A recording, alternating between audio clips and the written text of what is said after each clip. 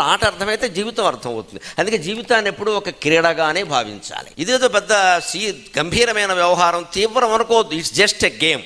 శంకరాచార్య చెప్పిన మాట, క్రీడ కోసమే నువ్వు ఈ ప్రపంచాన్ని సృష్టించావు పరమేశ్వర, మేమందరం నువ్వు ఆడుకునే ఆట బొమ్మలం అన్నాడు. పరమేశ్వరుడు చేతుల్లో ఉన్న ఆట బొమ్మలం అండి. తెల్లపావులమైతే శివుడి చేతుల్లో ఉంటాం, నల్లపావులమైతే అమ్మవారి చేతుల్లో ఉంటాం. ఎందుకంటే శివుడు తెల్లగా ఉంటాడు, అమ్మవారు నల్లగా ఉంటుంది. అంతే.